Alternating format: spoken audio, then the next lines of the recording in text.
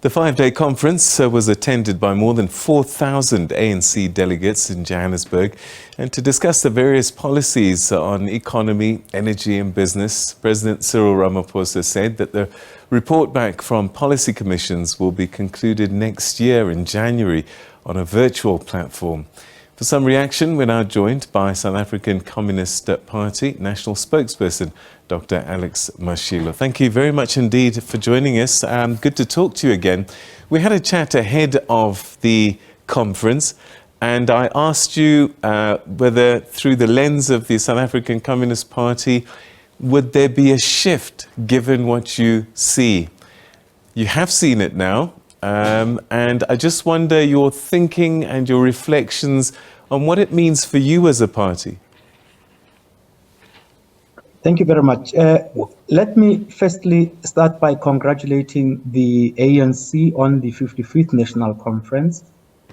Looking forward to the reports from the various commissions that discussed organizational renewal, sustainability, management and development, strategy and tactics, as well as social and economic policy, and last but not least, the character of the international situation and the response of the ANC.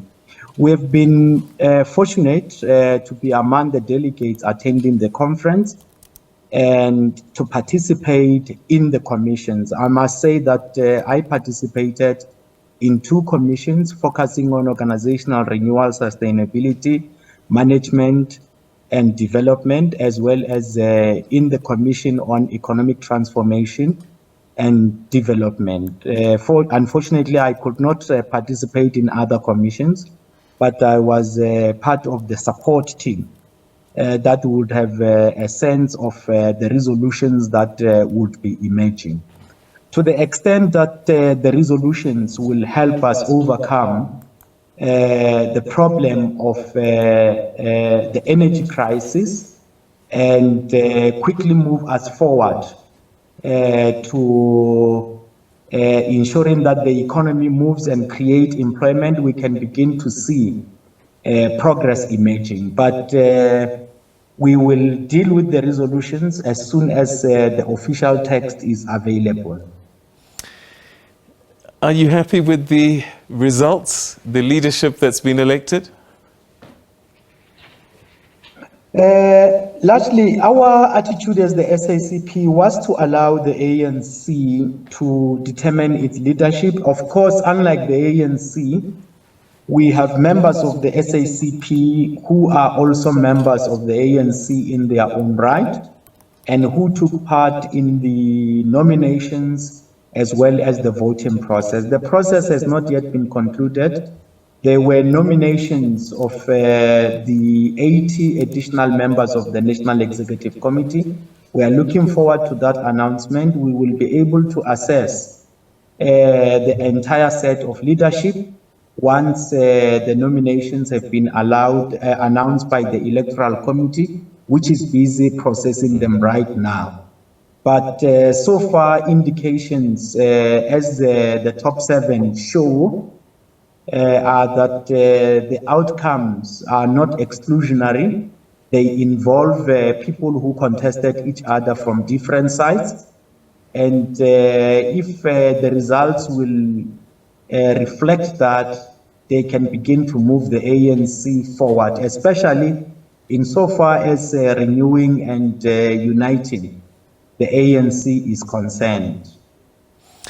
What about the tripartite alliance? Is that something that needs to have a conversation about in terms of how it goes forward? Because there has been a little bit of jostling over time about the relationship. Yes, the president covered it in the political report he presented on Friday. He spoke extensively about the importance of renewing and uniting the ANC.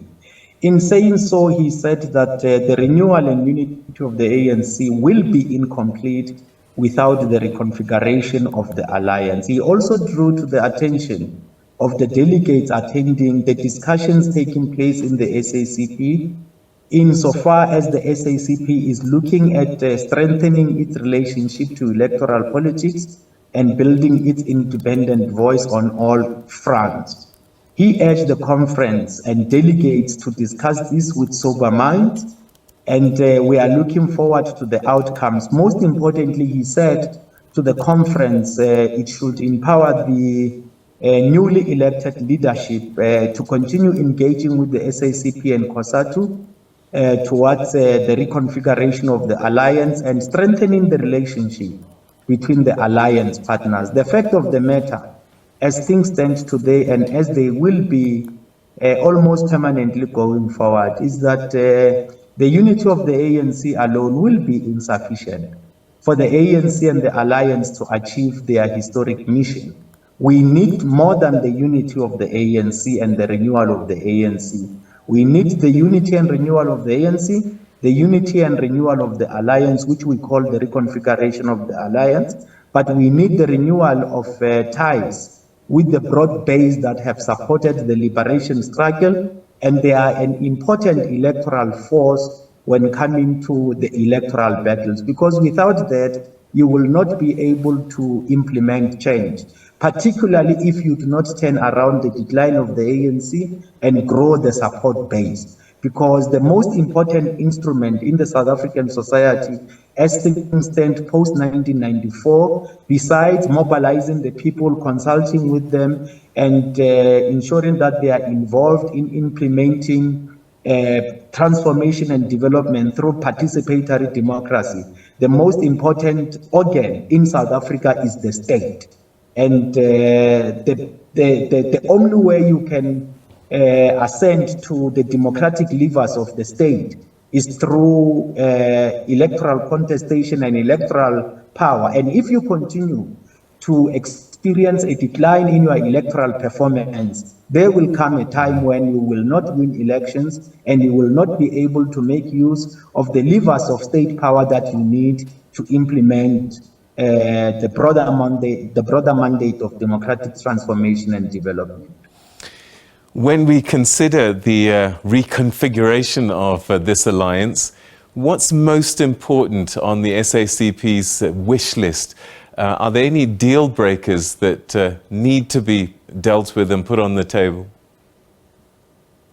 We produced a common alliance paper on the reconfiguration. There are a few principles.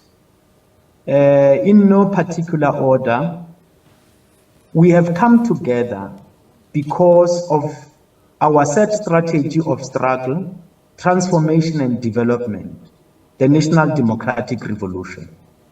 That strategy does not belong to a single alliance partner, but belongs to all of us.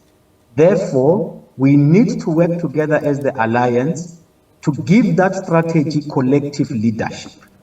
So the principle of collective leadership, which goes hand in hand with the principle of collective accountability, is an important principle when coming to the reconfiguration of the alliance.